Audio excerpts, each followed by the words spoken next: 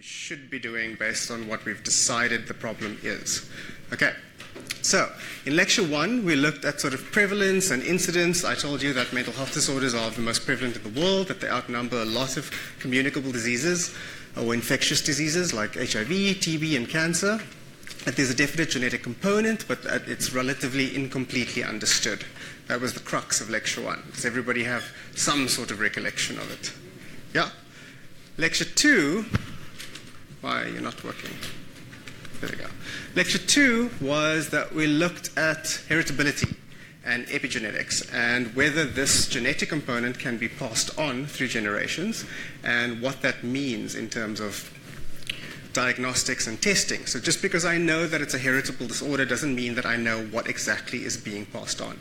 If I don't understand what genetic errors are giving you the disorder, regardless of it being passed on or not, I can't actually check whether there's a specific likelihood of you developing it. I have to wait and see. So, for example, within a family where schizophrenia is something that appears frequently, I would probably monitor people from age 17 onwards to around 30 to make sure that we are aware of whether the disease might present or not, but there's no way I can test to see if you will get it. Okay? So that's the age at which it normally presents. So in a family where we know there's a risk, we would be more vigilant in terms of assessing people or making sure we monitor them appropriately, but it doesn't mean I can do a diagnostic test for it. Everybody with me? Great. Then, lecture 3, we looked at genetic... Alzheimer's. Okay. I expected this question. Okay, so Alzheimer's is tricky.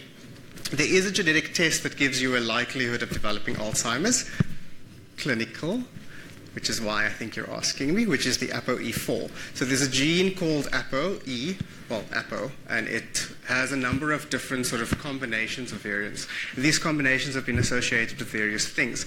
It actually is responsible for your HDL and your LDL, so your cholesterol levels. You have low-density lipoproteins and high-density lipoproteins. The combination or balance of those is what puts you at risk for heart disease or not. Okay?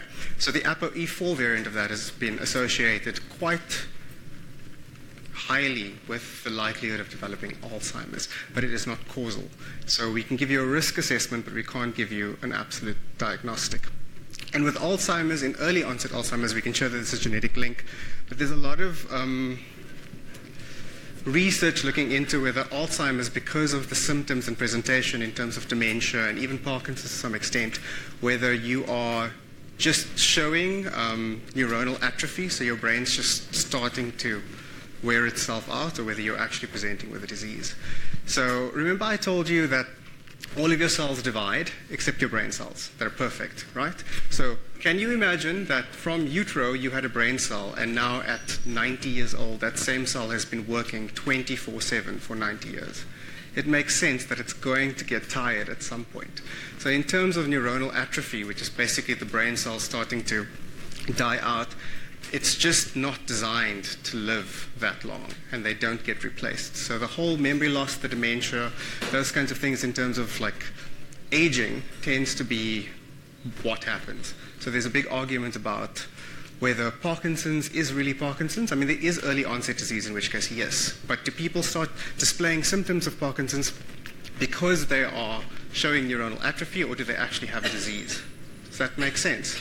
Alzheimer's is the same. So there is one genetic test that we can look at for it that gives you an increased likelihood, only if there's a family history, because there are lots of people with no family history who can test positive for that genetic variant who will never develop Alzheimer's. But there's no absolute diagnostic for it. Okay. So we looked at these models and we spoke about gene-environment interaction, gene-gene interaction, and the fact that it's mostly gene-gene environment interaction. And it's very complicated and it gives me a headache most days, but also very exciting. Right? Everybody still with me? Okay. Then, in lecture 4, we did childhood trauma, we did the gut-brain axis, we did methylation, and we did regulation. That was yesterday, so it should be very fresh in your minds. Okay? Are there any questions about yesterday's lecture? Yes. Great. What is methylation? Okay, so methylation, what is methylation? What is methylation? Yeah. So, methylation is that little dimmer switch I mentioned. So genes being able to be upregulated or downregulated. So when you don't have an absolute genetic error, your genes still need to be expressed to a certain degree depending on what your body needs. So in order to make sure that the gene is expressed, you have this beginning bit of each gene that gets regulated like a dimmer switch. So methylation is a methyl group, which is a particular type of sort of protein, I would suppose. Let's just call it a molecule that will bind to that beginning bit or not bind. If it's bound there, it means that the stuff that will allow the gene to be expressed can't bind because it's in the way, which means you will have lower expression of a gene and it won't produce the protein. If it's not bound there, it means the gene can be expressed quite easily. Does that make sense? Yep. Everyone following? And the substrate for methylation is folate, which is most commonly known to you as folic acid or vitamin B12. Oh, can't you come and be my students? You guys are so much better than they are. Don't tell them I said that. Yeah. So those were the 4 lectures, and today what I wanted to do, since you also have my evaluation forms, which I didn't know was going to happen, was to find out whether the questions you guys had and wrote down on lecture 1 are still relevant, whether you think you can rephrase them now, whether you feel you still want to ask them, whether you have new questions. Today is all about you guys. I think that it's sort of hypocritical to say that you are going to give a lecture series so that you can have community engagement and then after you speak to people for a few days, run away and you're not available. So I always leave the last sort of session for whoever has come to the lecture series so that we can make sure that you guys are actually getting what it is you came here for.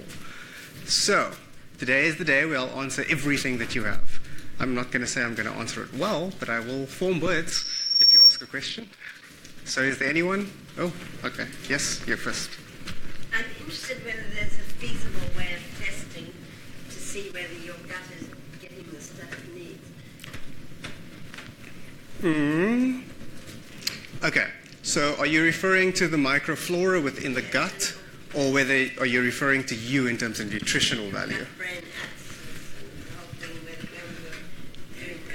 So in terms of the gut microbiome, we are only now looking at research to decipher what the appropriate standard is. So for example, if you asked me what a healthy gut looks like, I wouldn't be able to tell you, because we haven't physically looked at sufficient microbiomes in a sufficient number of people in a diverse setting to know that you should have this amount of lactobacillus and this amount of E. coli and this amount of this. So we don't actually know what the appropriate balance is. In terms of assessing whether the gut's getting all that it needs in the gut-brain axis, that would be a dietitian who can assess whether you are getting all the nutrients that you're supposed to. That might be based on the diet and what you're putting into yourself. It also might be based on how the body is able to process certain things.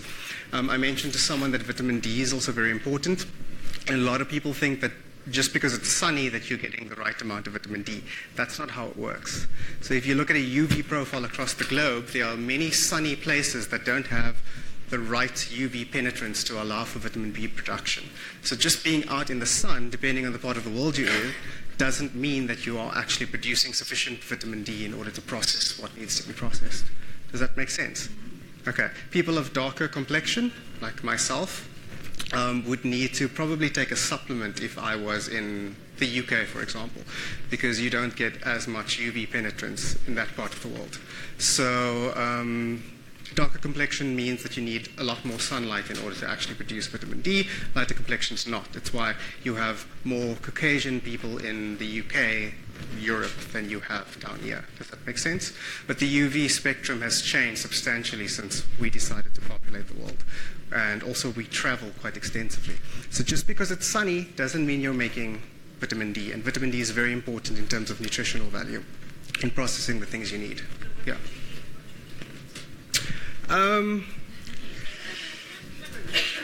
So it depends on what you need, basically. So, I mean, it seems like a relatively easy question, but it's not. Unless I do a thorough assessment of what your current setting is, I can't tell you what you should eat.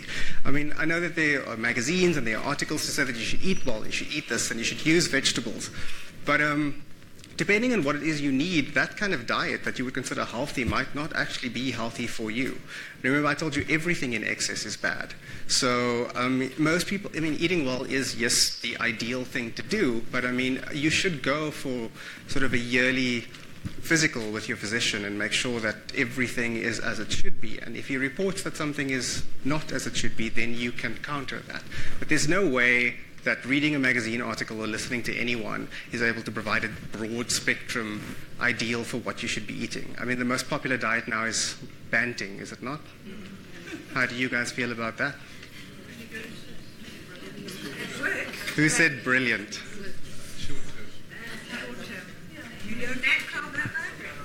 Sorry?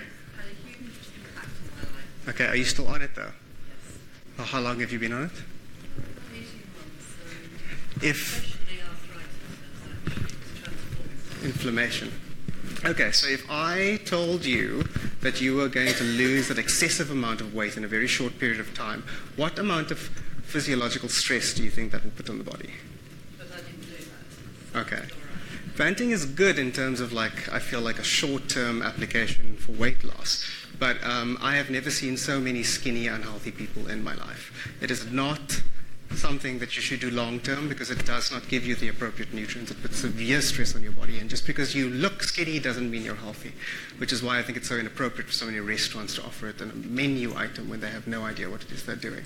And for the record, Professor Noakes, who I respect because his research is good, is no longer here, but you realize the diet just before that was the opposite of what Banting is. He said all carbs, no fats and proteins, and now it's all proteins and no carbs.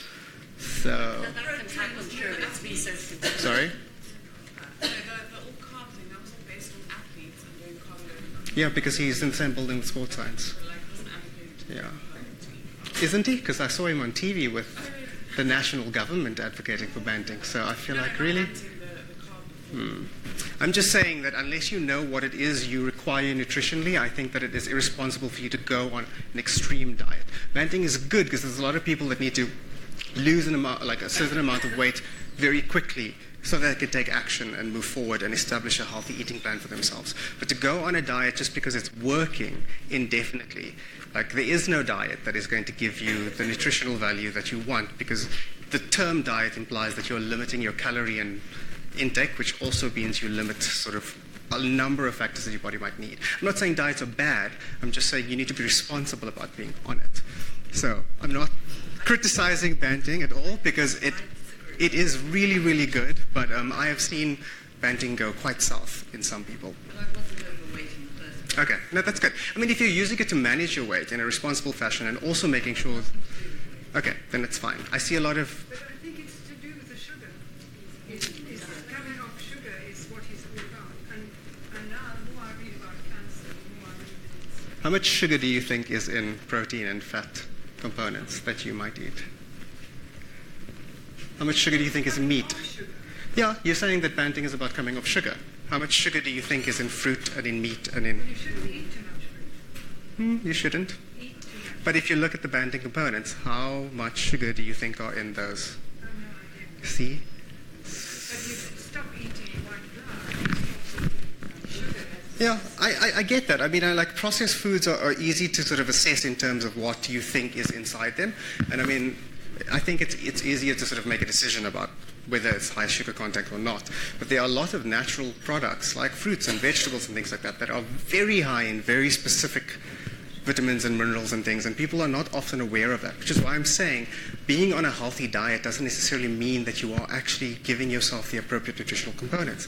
There are lots of vegetables, for example, that are loaded with iron, and people who have iron dysregularities should not be eating them because it will make them very, very sick.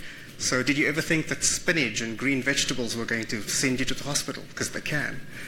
So do you see what I mean? It's more about knowing what it is you need and what it is you're putting into yourself, and less about deciding on a particular thing that is popular at the time. And I'm not saying that diets are bad, because diets are good and you should be aware of what's happening. And if you are managing it and remaining healthy, that's good. But the second you start to wonder whether this is actually good for you, you should take a step back and reassess.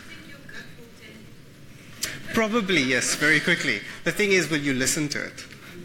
So that is what I find is a problem a lot of the time, because there's a lot of pressure in terms of society to look a certain way and do a certain thing, and not even just, sorry, I had a very long drive. Not even in terms of being skinny or wearing the right clothes. But I mean, even going to a restaurant and ordering a meal, I find that there are a number of people that wonder who's watching what they're ordering. And what are they thinking when you do that? Should I order an entire rack of ribs? Maybe I should have a salad. You know, that kind of thing. So I think people underestimate how much society influences what they do, when they do it, and how they do it. It's less about what it is you actually enjoy and quite a lot about fitting in. Yeah. Sugar, inflammatory. I feel like that's a little bit of a stretch if you look at the molecular biology of it. I'm not saying that it can't be, but there are a number of different checkpoints in between. So I could also say that running up the stairs could be inflammatory, depending on how quickly you do it. So sugar is important in a lot of cellular respiration, metabolic processes. It needs to be within the right balance. There are good sugars and there are bad sugars. But in terms of it being inflammatory, I think that it is a substrate that can be utilized in a specific way. And depending on how your body is processing it, it might not be good for you, but it doesn't mean that it itself is bad.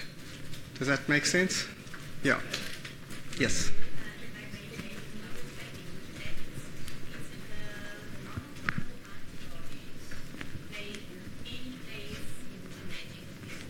Yes. That would be chromosome 6 in your HLA region. It is the most complicated and intricate region of the genome to sequence. It is the one region that we haven't been able to sequence fully to date because of how complicated it is. Your immune system is relatively complex, yes, and they do play a role in a number of different factors. So producing cytokines, processing antibodies. How many of you have been vaccinated? Oh, I'm very happy to hear that. So, how many of you have been vaccinated as a child and never gone back again? Never gone back to another vaccination. For another vaccination. How long do you think vaccinations last? Depends on which vaccination you get, right? So a lot of people think that being vaccinated at birth means that you never have to consider that again. I, for example, in genetics work with blood a lot, so we have to be concerned against hepatitis B and all kinds of other sort of things. So I have to have my titer assessed every 3 to 5 years and make sure that my antibody, which is what you're referring to, titer, the amount of it in my blood, is appropriate to fight off anything that might enter my system. If your body does not encounter that particular disease that you were vaccinated against for a long period of time, those antibodies will go away, which means you will again become susceptible. So for example, if I was able to vaccinate you against chickenpox, if you got vaccinated at birth at 25 to 30, it's entirely plausible that you can get chickenpox again. The only reason that most people don't get them again is because you come into contact with the disease without your knowledge sort of over time. So as long as there's an exposure, the body can fight it off. You're not always aware of when there's exposure. But the body only maintains things that it needs in terms of it could come back again. The virus of chickenpox lives with you forever. Exactly. Yes. Chickenpox doesn't actually go away. It stays within your system indefinitely. Yeah? Sorry? There was a question? Ooh, okay. That's a scary thing. Yes, you could, I suppose. I mean, there are a lot of things that we have wiped out now, like polio and things like that. And when I say wiped out, it doesn't mean that it's not present in the world anymore. It just means that it means that it's in sort of relatively small, sort of finite levels in particular parts of the world. But viruses and infections and things like that never go away. Like we know Ebola popped up again. Think of it in this way. As we sort of urbanize rural areas or cultivate land and things like that, a lot of these viruses have a dormant phase and they can live within the soil or the ground or in all kinds of places. So when people populate an area, it's entirely likely that you can dig things up and they can infect you again. So when you think that things have been eradicated, as the CDC will say, they have been eradicated in terms of like epidemics and the likelihood of you getting it and there are vaccinations, but it doesn't mean that it is gone. Okay? There are still people today in parts of the world where you can contract polio. Okay? Can I tell you a quick story? Sure.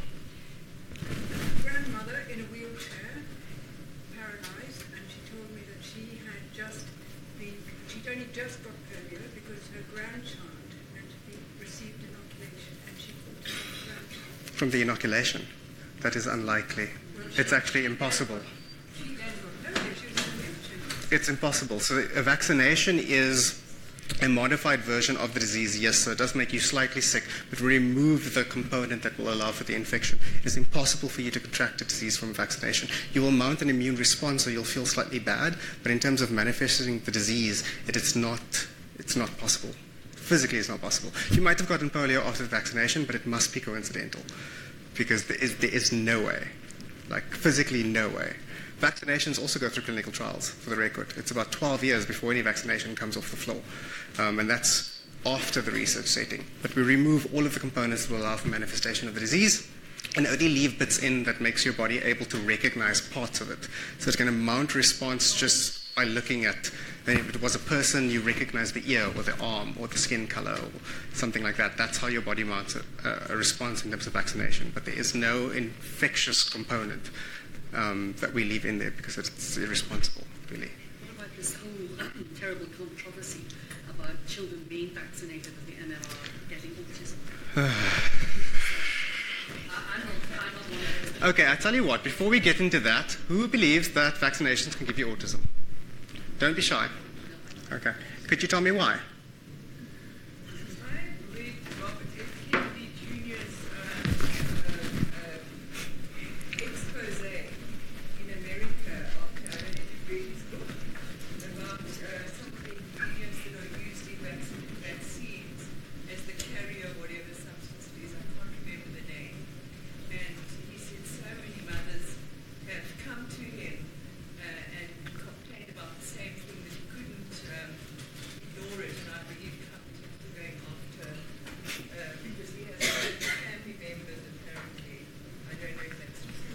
Is there anybody else who believes that vaccinations can cause autism? No. Okay, so I will tell you how this came to be in terms of academia. There was an article published in The Lancet, which is a very, very, very impressive journal, and it remains so to date.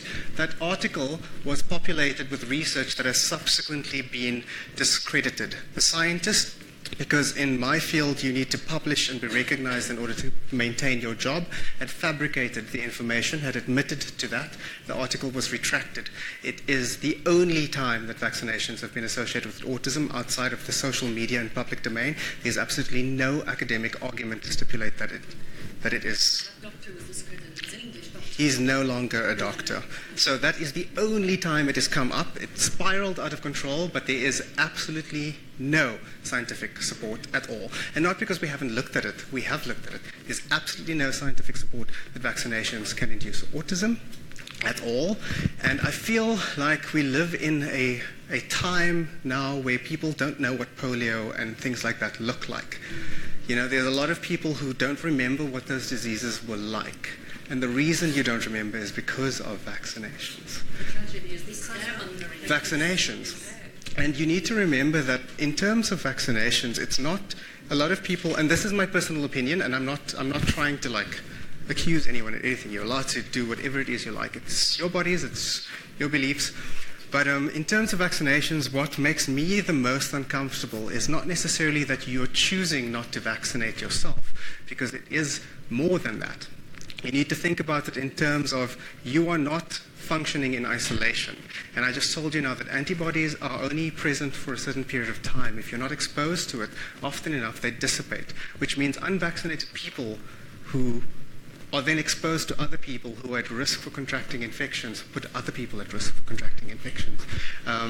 This whole trend for vaccinations, I mean, there's a graph that was published recently. It hasn't been validated yet.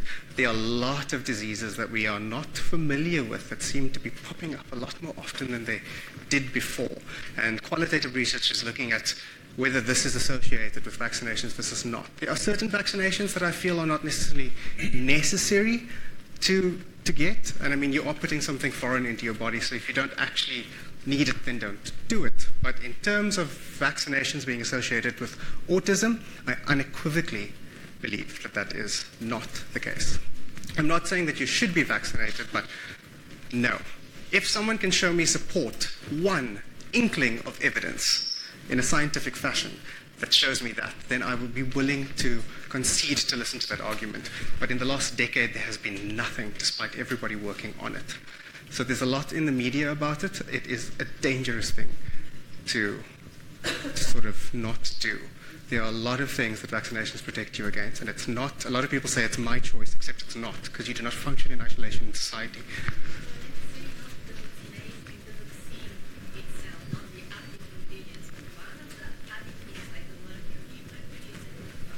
Yes, it is a neurotoxin, but there are lots of things that are neurotoxin. Toast can be considered a neurotoxin.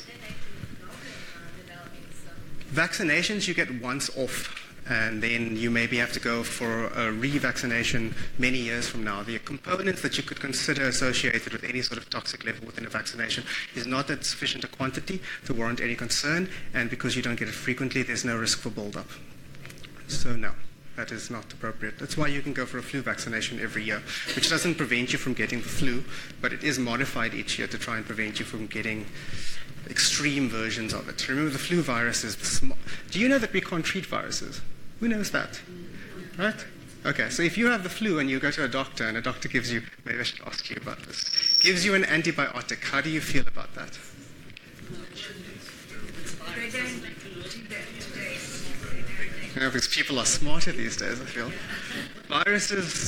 Viruses and antibiotics, there's absolutely no effect at all. There's nothing we can act about it. Yes, if there's an infection, you can get an antibiotic. So if you go to the doctor and you have the flu, and it is actually the flu, I mean, I'm not saying that you shouldn't go on antibiotic, because often when you get the flu, you're at risk for a bacterial infection as well, a sore throat, things like that. So the antibiotics can counter that. So I'm not saying attack your doctor, because they are very well educated, and they've done so for a long time. But antibiotics are not to treat viruses, okay? So in terms of viral infections, we have no treatment for them, which is why the vaccination process is so important, because it gives your body a head start should you encounter it. It allows you to mount an appropriate defense and recognize it immediately before it overpowers you. Without the vaccination, should you be infected and should you succumb to whatever it is the virus is going to give you, there is no treatment for it. We will mitigate the symptoms until your body is potentially able to fight it off. Does that make sense? Okay. So, Well, have you read the play? A doctor, I can't remember her name, where she has done a lot of research. She was jailed because of the drug, the agent of the drug companies in America, and she was revealing a lot of stuff, supporting drug and vaccines. And she was jailed for a long time, and stripped of their titles and their jobs, and she carries on. and what has happened subsequently? Well, she's revealing more and more. I've read one of the books, and she keeps writing to In terms of drugs, I mean, it is a foreign substance you're putting into your body. I mentioned to you now the other day that if you don't know how your body even metabolizes those drugs, the drugs could be dangerous to you. So whether the drugs can have sort of unsolicited effects or can even act as a trigger in terms of complex disorders, I will concede to that. In terms of vaccinations and the potential benefits they have to not just you but society versus the complete lack of academic evidence to support that they are associated with the development of extreme mental health disorders, I think that it is too risky not to do them, if that makes sense. But again, it's not something I'm saying to try and offend anyone. It's just one of those things that, as a scientist, that's how I feel. Quite frankly, in science, I feel 5 years from now, maybe we will realize that vaccinations are not the best thing and we should do something else. But at this point in time, they are. Okay? Yes? Yes, great. Testing, how sure are you that a psychiatric condition or whatever condition it is actually heritability or is learned behavior? Did everybody hear that? How sure are we when we do genetic testing that something we find is the disorder or if it's learned behavior, basically, right? That's what we said? Okay, so before we get into that, I want to know if you guys are able to tell me what the difference between genetic testing and diagnostic testing is. Not the clinicians, because it's cheating.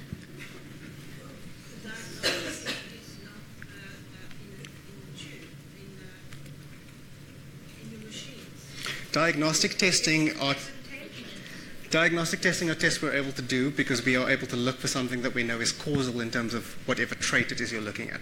Genetic testing is always to look at an association or to establish a risk. It is not absolute. So, for example, a lot of tests that you might do in terms of heritability with complex disorders are genetic tests, and they are not diagnostic testing. There's no absolute sort of certainty that you're going to get it.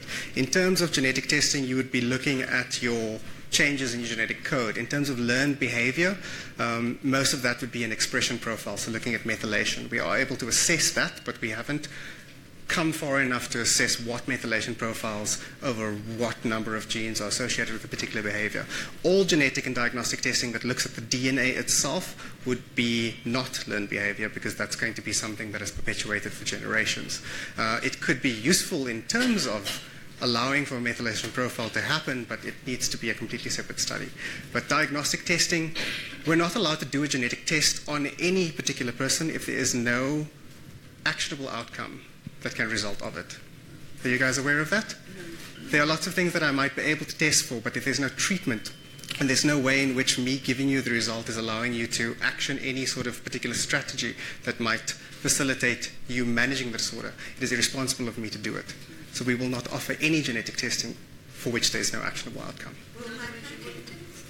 Huntington has an actionable outcome in the sense that your family might know, you might have kids, you need to get your affairs in order, things like that. But if you go to a genetic counselor, you'll need to get counseling before you get your test result. If the genetic counselor feels that you are not in a mental state to handle that, they will withhold it from you, and there is no court in the world that will overturn that ruling, because we're not allowed to provide diagnostic testing when it's going to hurt you.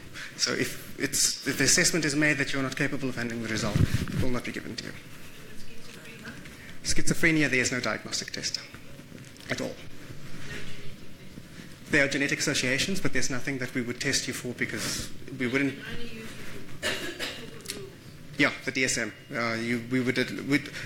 Well, schizophrenia is relatively easy to see upon presentation. There are a few phases to it. There's predronal, prodronal, and then first episode of psychosis. The DSM or the ICD or the SCID is what you'd use to assess sort of severity of it, and that will be monitored over time. And then you'd be put on an antipsychotic to try and alleviate your positive symptoms. But the treatment for schizophrenia, the whole point of it is trying to stop you from having another episode of psychosis. Because every time you have an episode of psychosis, it's harder to come out of it. And when you do revert back to your normal state, it's always less normal each time. Does that make sense? To some extent, most antipsychotics do work on your DRD2, which is a dopamine receptor within the brain. They do a few other things as well, but yeah, that's the only real action we can take against it.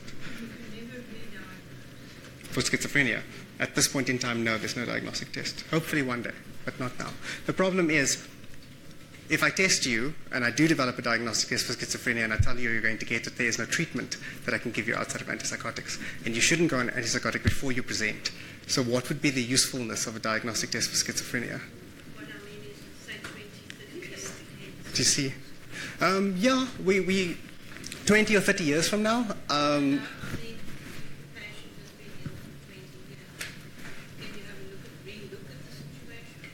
For schizophrenia? You mean in terms of genetics? No, in terms of how well are they? For schizophrenia, yeah, you will have a psychiatrist or psychologist that you will see for the rest of your life. You know, to assess whether the medications you're on is working. You'd look at cognitive behavioral therapy. You'll put sort of plans in place. You'll have a support system. It's not something that ever goes away. There is no cure for schizophrenia. So medication can be also very, The medication will be permanent. You will have to be on antipsychotics for the rest of your life, yes. and also that affects your body. It does.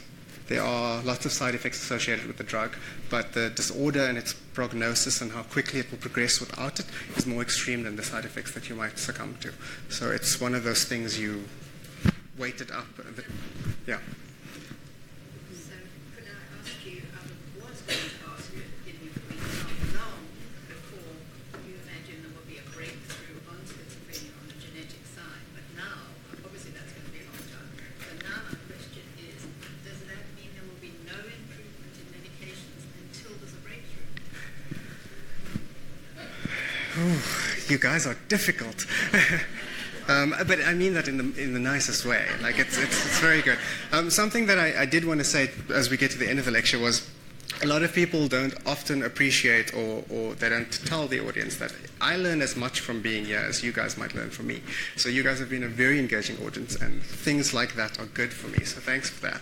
In terms of the breakthrough in medication, yes and no. So as we are deciphering the different pathways and regulatory mechanisms that might be associated with the presentation of disease, there might be drugs in existence that could be applied that we don't think, it doesn't make sense to us at the moment because we're not aware of how it could alleviate symptoms. So there might be things in place. In terms of a complex disorder, it's always very difficult in the sense that there's so many different things involved, it's unlikely that one drug is going to mitigate it. I mean, the best case scenario of the best drug, one drug, and that's the drug to use, would be bipolar disorder and lithium. But we have no idea what lithium does. And lithium is a poison, for those of you that were wondering. It is a poison, it's toxic to you. It mitigates the symptoms, we have no idea how it does it. There was someone at Oxford University who used to head up psychiatry who spent 20 years of his life trying to investigate an alternative treatment for lithium. 3 years ago, he was at a conference, Biological Psychiatry, and he stood in front of us and he said that 20 years later, 2 years before his retirement, of all the research that he's done at a very, very good university, he has no idea what lithium does and there's no alternative treatment for it. So, in terms of a new drug, if we have a target, yes, but in terms of it curing schizophrenia or complex disorders, no. I think we might develop new drugs that are better able to mitigate symptoms associated with or adverse drug reactions. But I feel like in terms of neuropsychiatric disorders, we might be better at managing the condition, but in terms of getting rid of them, I think that that might be a little bit too much for us to handle. Yeah? But I believe there is no drug that doesn't have some side effects. Oh yes, all of them have side effects. Have you read your Disprin side effect thing? Disprin says one of the side effects is death, by the way. So all drugs have side effects, all of them. Yeah. So we have to be aware of that. Yeah, it's important that you know what it is you're doing, you know what you are expecting from it, and like be open and honest and transparent with your clinicians that are prescribing these types of things. And there's nothing wrong with asking your doctor why they're doing it, because if you have understanding of why they're giving it to you, you might just be more responsible in how you take it. But you don't know the side effects and you do take it. Yeah, all the side effects are listed on the pamphlet and the leaflet, and your clinician should be able to communicate that to you. It's part of why they have a license. So it really is something, I feel like maybe that HPCSA accreditation things and licenses need to be distributed to everyone. I think that after many years of having to listen to complaints about healthcare and medicine, I sometimes think, and we tend in some ways sometimes to blame the medical, but I think one of the things that are wrong is that a patient never has enough time to say what they need to say, because everybody's always in a hurry. It is true. With your little list, more or less like the English system now, medical, the healthcare there, in England, you have like 10 minutes. If you can't get through 5 complaints in the 10 minutes, they tell you to make another appointment. 3 weeks later. And before I get to you, just to follow up on... So, just remember that as a patient, you have... Exactly. And I'm going to ask a question now that you can mull over. You don't have to answer. How many of you go to the doctor and want them to fix something that you don't like, and not go to the doctor and ask them what it is you have and how best to treat it? Because most people, when they go to a clinician, will say, I don't like this, this is happening to me, take it away. And they insist that the doctor does that. But do you ever ask why it is I have that symptom and what it is I should be doing? Yes. Doctors have a lot of experience and a lot of training, but it's often the patient that doesn't actually utilize the training of the clinician that they are seeing, but wanting them to fix something that they dislike. So then they do, because that's what you're asking for. And the clinician cannot offer a treatment that you're not asking for, because it's assault in this country, in every country. So do you see how that works? How many of you have gone to the doctor and said, I'm not sure what's wrong with me, can we do a series of tests and you let me know what my best course of action is? Most of the time is, oh, I have this, I know it's this, please give me this, it worked the last time. Right? No. Huh? Well, then you guys are a lot smarter than a lot of other people. I mean, Young people do that, not our generation. I do that sometimes, I'm guilty myself, so I'm not... Younger person. You had a question before we... If I may ask this question, but they're not much clinical because of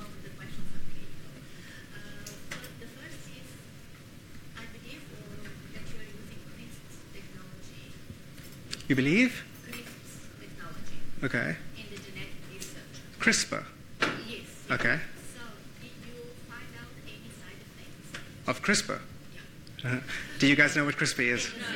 Okay, I'll explain it in a second. Next one. It's all associated with cell phones, Wi-Fi, on the buildings that all. What effect does that have on neurochemistry? What does have actually on the mutation of the genes? Okay. And is it a permanent or is it a So, to answer your second question, because it will be easier, we don't really know. There's lots of studies to show that there is risk. I mean, Wi-Fi signals, all of those kinds of things didn't exist. But in terms of it increasing your mutation rate over generations, there's no academic support to show that it is causal.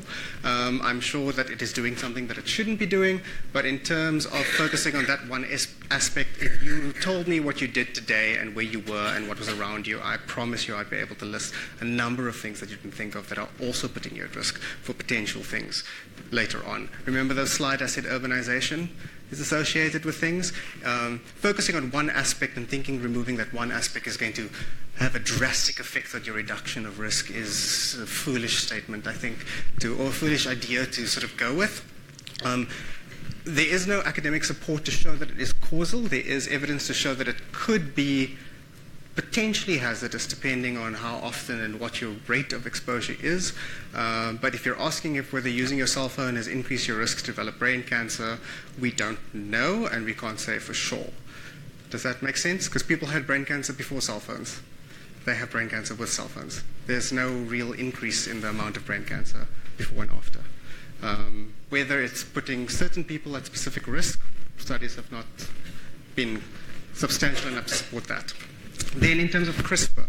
So CRISPR-Cas9 is the latest craze. There was a big sort of drama about the patenting rights for that. I'm very proud of that because I work at Harvard and the Broad Institute have recently won that war. So CRISPR-Cas9 is a new principle that allows us to edit a specific part of the genome, should we wish to do so. So it is a series of genes that have come from other organisms to which I can attach a guide, which means I can send it to a part of your DNA and replace that part with something else that I ask it to do. So for example, if I was able to attach the CRISPR-Cas9 construct to a retrovirus like rhodopsin or HIV, remove the part that will give you HIV and inject it into an embryo in utero that has Down syndrome and eliminate the particular regions or inactivate or add a particular thing like X-DIS. There's a gene that inactivates the X chromosome in all women. If I incorporated the X-DIS gene into the extra chromosome 21 in Down syndrome, from that point onwards, that child will no longer continue to develop symptoms. All damage done to that point will be permanent. There will be no further progression of disease. So that's what CRISPR-Cas9 has done. The problem is that although it is incredibly accurate, and it is like the biggest breakthrough, I think, in a long time in terms of genetics, it does have what we call non-specific insertions, which means that even though it might be 98% accurate, 2% of the time it puts things in places it shouldn't. And I have no control over that. And it does seem like it is a risk that people are willing to take, and maybe we'll get to that point, but until we do clinical trials to see if there's any potential inclination for it to incorporate in specific places in a non-specific fashion, we can't use it on anyone else. What is CRISPR? Selena? We insert the certain genes. For example, there is an interaction between the new one and the old already. So Interaction between the new and the old gene.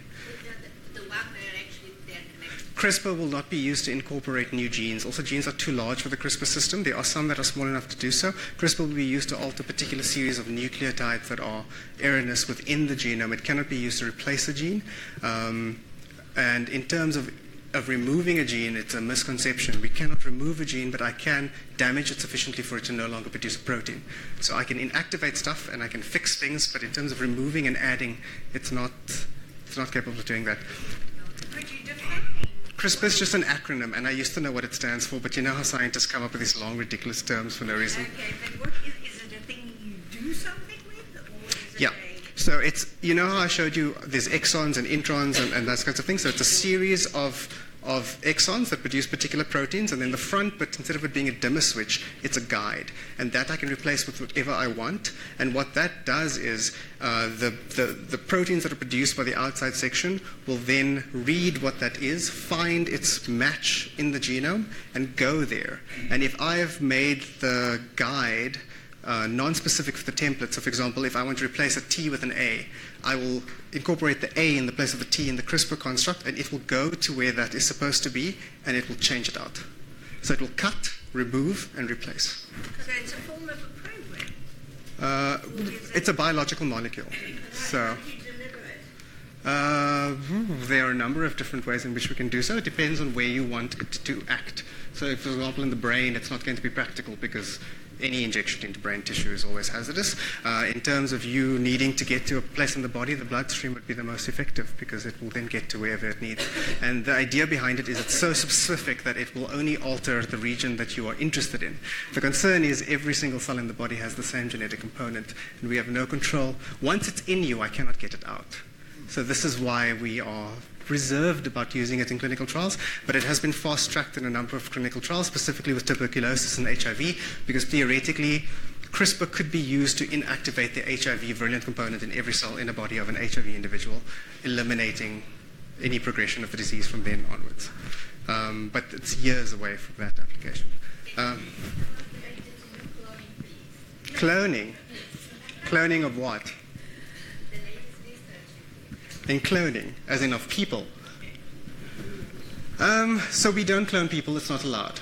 Okay? It's ethically not okay. There are rules behind it. I don't actually think we have specific laws in this country that prohibit me from cloning any person in particular, but you will be completely and totally removed from the scientific community. It is an irresponsible thing to do. We do not do it. Why we don't do it is because there is such a thing as cellular age, which sounds very sort of, fringe science. But you all remember Dolly the sheep, don't you? Yes. Right? So Dolly got cloned, and then Dolly got cancer, right? And the clone, even though it was an infant and was young, got the same kind of cancer at around about the same time Dolly did. Because the cell remembers how old it is, which means anything you clone from an individual maintains the age of the cell, which is the age of the individual you took the cell from. Does that? Yes, cloned people and impregnated women, and they disappeared. Have you heard of them recently? Because they're in jail. That's why. We don't do it. If you're asking whether we're able to clone people, yes, quite easily, really. I can actually bring some stuff from the lab and do it right on this desk. It is not a difficult thing to do, but we do not play with things like that. Also, what would the benefit be of cloning an individual? And that's exactly why we don't do it, because we don't need more of that man. But what would the benefit be? Why would you clone? I can think of medical applications, but they would be irresponsible. You would clone someone so that there's a number of organs available should you need a replacement, correct?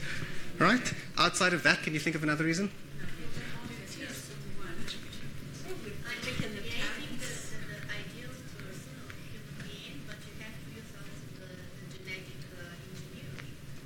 For cloning? But that's not cloning. That's not cloning. That we can do now, actually. People who have trouble conceiving a child, or people who have Huntington's in their family, want to make sure that it's not passed on, will do in vitro fertilization at blastocyst phase, which is where the embryo forms 8 cells. We'll remove 1 cell, do genetic tests on the DNA of that 1 cell to test whether that embryo is at risk for that particular condition. And then we will implant it if it's not. So we can also manipulate things at that point in time. Should we need to? We do not do it in humans. It's irresponsible. The thing is, we don't know enough to play with things like that. And when you are going to form a person who is alive, who has rights, and we have a constitution, a Bill of Rights, these people will have their own conscience and their own understanding. You cannot play with things that you don't know how it's going to go from start to end. It's just not what we do. We cannot play both. No. Well, we can, but we shouldn't. Yeah. Yeah.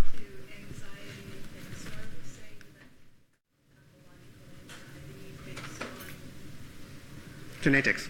Yeah. Whether there are genetic tests that can be done to predict. There have been studies relating to things conditions that are related to stress and anxiety, like autoimmune diseases, ulcerative colitis, migraines, that sort of Yeah, so they are, it's part of what I do. So there used to be a Center for Anxiety and Stress Disorder that subsequently be changed to Risk and Resilience in Mental Health. We still look at the same things. There are a number of genetic factors associated with the progression of anxiety disorders. A lot of them overlap between the disorder that you're thinking. If you're asking if there's a diagnostic test for it, no. If you're asking if there will be, unlikely. If you're asking whether the genetics can inform on treatment and possible severity or why that is a factor, which can maybe help a clinician decide on which drug would be more appropriate based on its mechanism of action, yes, that is available. If you're asking about anxiety and its comorbidity with other conditions like inflammation and things like that, much like schizophrenia and Parkinson's and bipolar disorder, we believe that anxiety disorders does have a neuroinflammatory role. So it like feeds itself. Most of the time when you have a stress response, there's a behavioral stress response, but there's also a physiological stress response. Sorry? Yeah. Your interleukins, your IL-6 and your IL-9 and those kinds of things. But essentially a physiological response upregulates the cell's cellular respiration rate, which can produce reactive oxygen species, which causes an inflammatory response. When that happens in the brain needs to counter that, and it often then sort of mitigates its ability to function appropriately. Perpetual inflammatory sort of responses within the brain in the same region over and over and over again can be associated with the manifestation of a disorder. Yes. Can we treat that? No. Do we just now know that that's possible? Yes. As in like the last 2 years. In terms of research, no one's looked at cellular models for it yet at all. I'm hoping to do it later this year. We'll see how it goes. We'll grow up a little brain organoid and see if we can assess how the inflammatory response relates to stress, but it hasn't been done to date. It's very, very new work, which is why I'm very excited that you seem to already know about it. So yeah, yes. Schizophrenia, is anxiety as well as compulsive disorder, is that part of the schizophrenia or is that something different? So Obsessive-Compulsive Disorder OCD has recently now, with the new DSM, been removed from the anxiety component because it is large enough and complicated enough condition to be considered on its own. It doesn't mean that it doesn't have anxiety components to it. If you're asking whether schizophrenias can present with anxiety and obsessive-compulsive disorder, yes, they can also present with depression, in which case we'll call it schizoaffective disorder. You have a main diagnosis, but it's very rare to find someone with just one thing. There tends to be sort of at least sub-threshold occurrences of other conditions there as well. Schizophrenia is not anxiety disorders. Anxiety disorders is not psychosis, and OCD is part of the anxiety disorder component genetically, no longer in terms of the diagnostic manual, but you can have more than one thing. They do have symptomological overlap, but they are termed different things for a reason. They are sufficiently different enough from each other to not be classed together. Which medication? For schizophrenia? I don't know, like different people have different genetic makeups. Your antipsychotics are designed to minimize your sort of positive symptom domain, so it's unlikely that an antipsychotic will induce an anxiety response because physically it's counterintuitive to its mechanism of action. It's working on the dopaminergic system, but it doesn't mean you can't be anxious. Remember, a disorder is not the same as presenting with anxiety. So just because you have a disorder doesn't mean that you're anxious all the time, but it means that you are prone and it is outside of your control. But I mean, everybody here could have anxiety at a particular point in the right situation. It doesn't mean that you now have a disorder. Medication can contribute to it depending on the type of medication that you're giving a patient, but it depends on their genetic makeup, I suppose, and how they process it. So, and your anxiety response to the medication could be for a number of reasons. Less because you have a disorder, but possibly because you're a slow metabolizer, which means the drug is actually building up in your system, which is bad for you. It's toxic, so your body's mounting an inflammation response, which is a stress response, which makes you feel stressed. Do you see? So there are a number of things you have to look at before you can decide why it is that's happening in that person. Yeah? What do you think of some neurologists say prescribing Topalex or anti-epilepsy drugs for migraine? It's quite a radical... It's not. I'm going to answer this question and then one over there, and then we've got 5 minutes left where I just want to end off. In terms of that, it's not my area, so I'm not sure. The anti-epileptic drugs tend to alter brain chemistry to such an extent that it minimizes seizures. Migraines are complicated things. There are different areas of the brain affected. Different people have it at different degrees. We haven't really come up with an effective way to treat them before, well, or now. So I don't know enough to give you a concise answer about that. If the clinician is prescribing it, they must have a reason for it. If it's working, then great. Whether it's going to be bad in some other area, I don't know. But if you ever had a migraine, you can't do nothing about it. So if this is something that you are responding to, I understand why people are on it. Whether it's the best course of treatment, I don't know. Whether there's an alternative, I don't think there really is much we can do for migraines because we don't really know what the onset is. Most of the time, the only information I have is it's based on sort of dehydration. If you have not enough fluids or fluid intake, then you tend to have your capillaries constrict to some sort of extent. Then there's also LDLs and HDLs and things like that. But it is more complicated than just having a headache. So, yeah. It's not a misunderstanding between the order of the epilepsy and migraine. So probably it's epileptic order treated as migraine. For what? For psychosis? Migraines are not... Migraine and aura. Define aura for me. Well, that's time before the epileptic person can go into a MFT, so you're getting flashing lights, heavy smell, getting different experience. In the same time, after that, the patient is not necessarily to go into seizure, they just get him out and just staring. And this can be misdiagnosed as what? Migraine. Yeah, misdiagnosed. I agree with you, but it also can be a... So in this case, it's actually antiepileptic. Antiepileptics can help the so-called migraine, but actually not migraine. True, I agree with you to some extent. My concern is that migraines are very difficult. There is no diagnostic criteria for a migraine. So my problem is doing a research study on it means that I'm going to have a series of people based on informed verbal sort of consult to say they have a migraine, but I have no way of quantifying what a migraine is, which is why it's difficult to answer that question. Okay, one, two...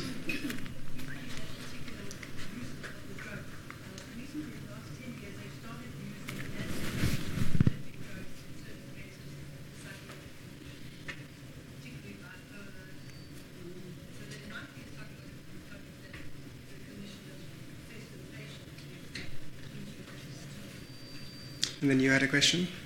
Yes. The problems you showed us yesterday. Oh, yes, I'm so sorry. I completely forgot about that. Where would we refer someone if they present? Yes, so I have subsequently compiled something that I'm going to ask the organizers of this, because you're all registered, to send along to you a list of particular places that you are able to look at where the information is available. I'll also give you the YouTube links along with that. I think that it's just something nice to have. So which centers are available in which regions, in which provinces, and what they offer. And a lot of them on their websites also have a lot of information in terms of what the condition is, what we're able to do for it, what it means, where we are in research, are there research studies available. I don't know if that's something you guys would find useful, but I've compiled that and I'm going to try and get it to you guys at some point. So today is the last lecture. We asked lots of questions. I'm not sure how many of them were actually related to the questions you had in the beginning. But I had lots of fun with you guys this week. And if I could steal you and replace all of my students with you, I would. But no, I don't. Actually, I don't. I don't have a fault to remember, so if I'm unhappy, you'll know. But yeah, it has been great. I hope that I was at least somewhat useful to most of you.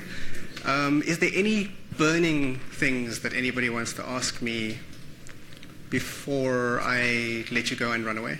It's just a sort of an overall conclusion, and what doesn't want to sound too simplistic. In terms of neuropsychiatric genetics? Yes, exactly. Okay. It's such a complex... Oh, okay. Sorry, wait. There was one more question. What evidence do you have that emotional abuse, neglect... Oh, so childhood trauma in relation to schizophrenia. It was your question, right? Yes? Quite a lot. It's relatively recent work. I've just published on it now. But there are particular aspects of the the abuse scale, specifically the physical abuses that seem to put you at a much greater risk of developing schizophrenia. And people who are presenting with the condition already, if they have suffered from the physical abuse or physical neglect during their childhood, early adolescent years, early childhood years before the age of 5, they are more likely to have a more severe presentation of disease, and their positive symptom domain scores are generally very high. So more extreme cases. So, sorry? Physical abuse, physical, sexual, physical neglect, physical, yeah, the physical ones. The emotional ones tend to sort of contribute towards the anxiety domain within this schizophrenia presentation, less likely with the actual psychosis. But again, the research is within its infancy, so that might change. So I'm just telling you what we know now at this point in time. Then in terms of an overall conclusion, so you guys came here to learn about neuropsychiatric genetics and the lost black box of genetic research. So I know that I feel like maybe it was a little bit negative in the sense that I came and told you that we don't have any answers for anything, oops. But we do have a lot more information. And the first thing I told you is I feel like it's infinitely more valuable to know what it is you don't know, as opposed to what it is you think you do. And the second you know that, you can make an informed decision about what research gaps there is, what knowledge gap there is, and try to address that. In terms of neuropsychiatric genetics and psychiatry and mental health disorders in general, I think a lot of time has been spent asking the wrong questions, like looking at symptoms and conditions in an independent fashion in a box and trying to treat them as if they don't have any relation to one another. Genetics, in terms of psychiatric research, is also relatively new. We've been using genetics in a lot of different disorders for many, many years, but in terms of psychiatry, it's been sort of not really applied as effectively as it could. So at this point in time, we are getting an enormous amount of information, and we are translating it into new applications, new treatment strategies. We have a better understanding of why people may present to a certain degree.